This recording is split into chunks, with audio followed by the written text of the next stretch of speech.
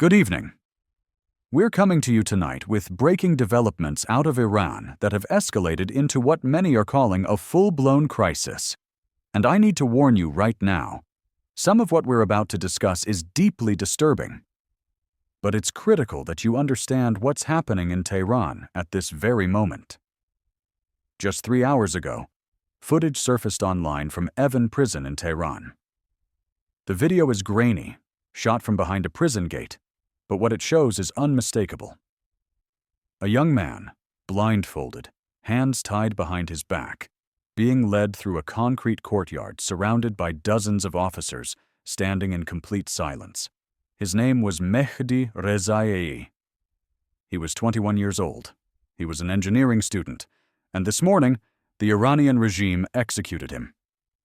Now, let me be very clear about what Mehdi's crime was. He wasn't a terrorist. He wasn't armed. He didn't have ties to any foreign government. 3 days ago, Mehdi posted a video on social media mocking Iran's supreme leader. That's it. He pointed out the hypocrisy of a government that bans women from attending soccer matches while the sons of regime officials drive luxury sports cars in Dubai. The video went viral. Within 36 hours, Mehdi was arrested. There was no trial, no lawyer, no defense. He disappeared into Ward 209 at Evin prison, a facility that human rights organizations have documented as a torture site. And then this morning, he was dead. His parents didn't get a phone call. They didn't receive official notification. They found out the same way millions of others did, through a message on Telegram that simply read, "They killed him." But here's what the regime didn't expect. They wanted this execution to send a message of fear. What they got instead was an explosion of rage that is now spreading across every major city in Iran. Within minutes of that video circulating online, students at Tehran University walked out of their classes. Shopkeepers in Mashhad closed their stores in protest. Mothers who had never met Mehdi Rezaiei lit candles on sidewalks across the country. This wasn't organized. This was spontaneous grief turning into fury in real time. And then, just hours later, this story took a geopolitical turn that nobody saw coming. Former President Donald Trump was speaking at a campaign event in Iowa this afternoon when he suddenly shifted from domestic policy to foreign affairs. He referenced the execution directly. He called the Iranian regime murderous and cowardly. But he didn't stop there. He didn't call for restraint. He didn't urge diplomatic solutions. Instead, he looked into the camera and told the Iranian people, and I'm quoting here, "The people of Iran must rise. They have been oppressed for decades, and now is their moment. They need to take back their country." Let that sink in for a moment. A former president of the United States just publicly encouraged a revolution in Iran. Within minutes, Iranian state television cut into regular programming. The foreign ministry issued emergency statements. Hardline clerics are now calling for Trump's arrest. But on the streets of Tehran, something very different is happening. Trump's words are being translated into Farsi, clipped, and shared faster than government censors can take them down. We're seeing reports of protest banners with Trump's name appearing in cities across Iran. In Shiraz, demonstrators are chanting his exact words back at riot police. In Isfahan, crowds are shouting, "The world sees us." Now, whether you agree with Trump's politics or not, what matters here is the impact. For many Iranians, this isn't about American partisan politics. It's about visibility. For the first time since these executions began, someone with global reach is saying out loud what they've been risking their lives to express. That the regime is losing control, that fear is breaking. Trump has effectively turned what was a domestic crackdown into an international flashpoint, and Tehran is scrambling to respond. Let me give you some context here, because what's happening right now has happened before. 4 years ago, in November 2019, Iran exploded in protest after the regime suddenly announced a fuel price increase. Overnight, highways were blocked, banks were set on fire, and demonstrations erupted in over 100 cities across the country. The protests were swift, they were organic, and they were massive. And then the government drowned them in blood. Conservative estimates put the death toll at 1,500 people killed in 1 week. The Iranian government has never officially acknowledged that number, but satellite imagery, morgue records, and eyewitness accounts all point to a coordinated massacre. The regime shut down the internet. They locked out foreign journalists. What happened in 2019 was one of the most brutal crackdowns in Iran's modern history, and it was carried out almost entirely in the dark. But here's what's different this time. The protesters we're seeing on the streets of Tehran today, many of them were 12 or 13 years old during the 2019 crackdown. They grew up watching their government kill its own people and then move on as if nothing happened. They saw what silence cost their country. And this generation isn't asking for reform. They're not asking for better representation. They're demanding the end of this regime entirely. And they're armed with something the 2019 protesters didn't fully have: cameras, social media, the ability to share their stories faster than censors can erase them. They have hashtags, they have names, they have faces, and they have the memory of 2019 reminding them what happens when the world looks away. Now, while Trump is making headlines and protesters are filling the streets, Tehran's response has been swift and brutal. By nightfall tonight, the regime had deployed additional riot squads to every major city. Security checkpoints went back up across northern Tehran. Cars are being searched without warrants. Drone surveillance has intensified over university districts, and in neighborhoods known for dissent, witnesses are reporting black vans appearing on streets again. These are vehicles associated with Iran's Ministry of Intelligence, and they're historically used for one thing: disappearances. We're also learning tonight about an emergency directive that was issued inside Iran's Ministry of Justice. According to leaked messages that have been shared with human rights monitors, prosecutors have been given verbal approval to bypass defense hearings entirely. If someone is charged with protest-related activity, the verdict is essentially predetermined.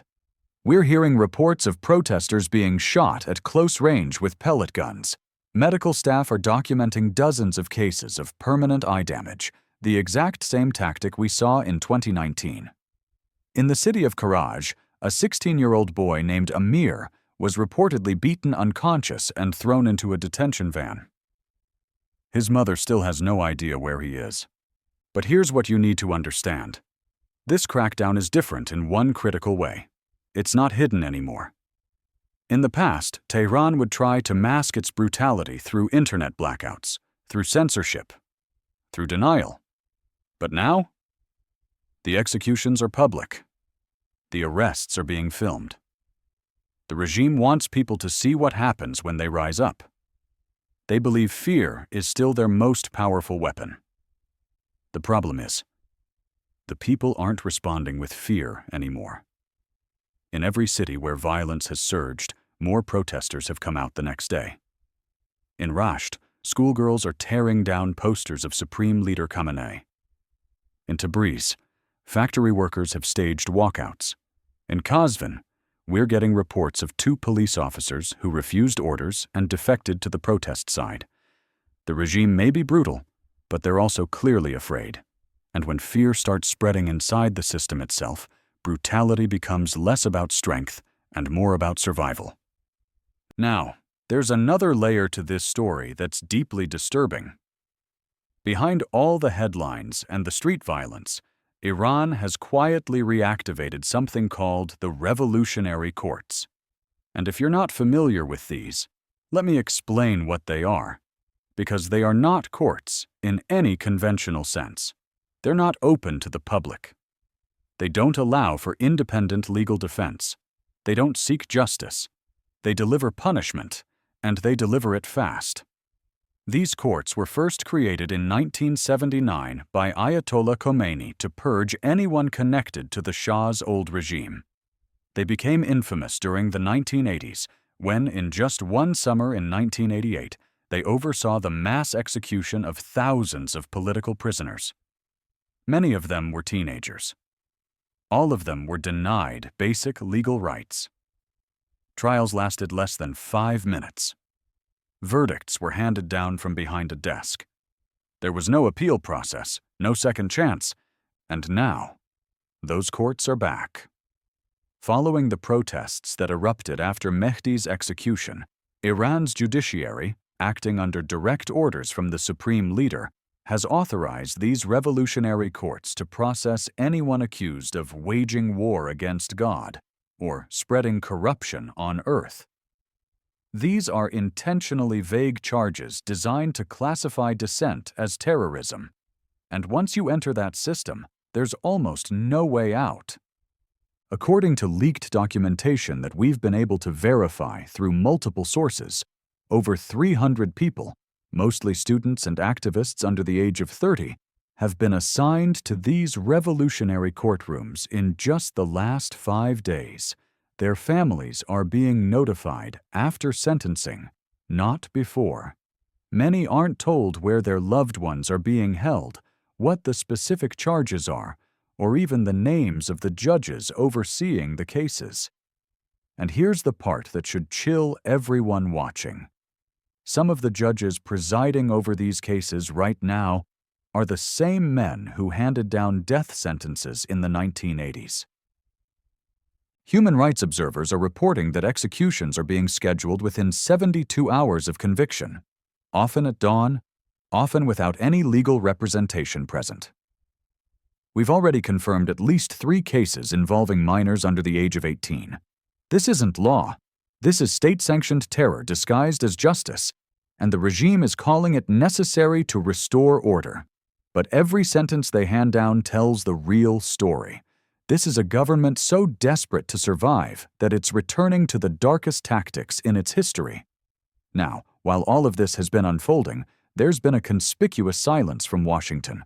For over 36 hours after Mehdi Rezaei's execution, there was no official statement from the White House. No condemnation, no press conference, no acknowledgement whatsoever that one of America's most significant adversaries had just resumed public executions of political protesters. We've spoken with 2 senior officials who requested anonymity, and what they told us is that the National Security Council was caught completely off guard. They expected the regime to escalate with mass arrests, but they didn't expect televised executions. And while social media was exploding and Trump was already calling for mass resistance, the White House was still internally debating the wording of a potential statement. According to one internal memo that's been described to us, there was concern that any strong condemnation could be seen as echoing Trump and might be used against the administration during the campaign season. Another memo raised worries about endangering American citizens still in Iran, particularly dual nationals. The result was delay. But in a moment like this, delay isn't neutral. To protesters risking their lives in Tehran, silence from the Biden administration reads as abandonment. These are the same people who watched in 2022 as women burned their hijabs in the streets after Mahsa Amini's death. Back then, President Biden spoke out. Now, as public executions return, that silence is deafening. Human rights organizations have been quick to condemn the White House's inaction. Amnesty International called it unacceptable. A former Iranian political prisoner now living in the United States put it even more bluntly. If America won't stand up now, it never will. Within 24 hours, even moderate Democrats were privately urging the State Department to issue a statement. But by that point, the narrative had already shifted. Trump had claimed the moral high ground, and the Biden administration was left playing catch-up. By the time Secretary of State Blinken finally issued a formal statement, the damage was done. Because in a crisis like this, silence is never interpreted as neutrality. It's interpreted as a position, and in Tehran, it's being interpreted as consent. But while the world has been focused on Trump's statements and Biden's silence, something even more disturbing has been happening inside Iran. Protest leaders are vanishing. In just the last 48 hours, at least 4 prominent organizers have gone missing without a trace. No arrests were announced. No charges were filed. No televised confessions. Just silence. The first was Leyla Sadeghi, a 26-year-old sociology graduate who's been organizing student demonstrations at Tehran University since the Mahsa Amini protests back in 2022. She was last seen heading to meet a journalist from Deutsche Welle. She never arrived. The second was Arman Delavari, a factory union representative from Avaz who helped coordinate one of the largest labor walkouts in recent Iranian history. His family found his car parked near his apartment with the engine still warm. His phone and identification were gone. Then there's Sana Moradi, a teacher and women's rights activist from Kermanshah. Witnesses say plainclothes officers raided her home at 3 a.m. and took her without any explanation. And finally, Navid Hosseini, an underground filmmaker who had been documenting protests across the country. His last message, sent to friends just before he disappeared, was a single word. They're here. All 4 are believed to be held in what are called black sites, facilities run by Iran's Ministry of Intelligence that exist completely outside the formal prison system. These places are off the books, off the grid, totally unaccountable. Detainees who are sent to these locations are often tortured for weeks, then either returned broken or never returned at all. No official record means no legal responsibility. The regime uses this strategically. Public executions are designed to create fear in the general population. Disappearances are designed to silence leadership. It's psychological warfare. One day you're organizing protests and giving speeches. The next day, your friends are too afraid to even say your name out loud. But something unexpected is happening. These disappearances haven't suppressed the movement. They've reignited it. Students are painting the names of the missing on campus walls across Tehran. Taxi drivers are leaving their meters running in front of Ministry of Intelligence buildings as a form of silent protest. And families all across Iran are lighting candles at their doorsteps, 1 candle for each person who hasn't come home. Because when voices go missing, the silence they leave behind somehow becomes louder. So let me bring this all together for you, because what we're witnessing right now is no longer just another protest movement. This is the slow, painful unraveling of a regime that has ruled through fear for over 4 decades and is now genuinely afraid of its own people. Iran is executing its youth. It's disappearing the brave. It's punishing truth as if truth itself were treason. And while Western leaders hesitate and debate the political optics, one voice, Donald Trump's, is filling that void. Not with careful strategy, but with raw encouragement of resistance. But here's what you need to remember. This story is not about Trump. It's not about Biden. It's not about American politics. This story is about the people whose names you'll never see in international headlines. The ones who are marching right now knowing they might never come home.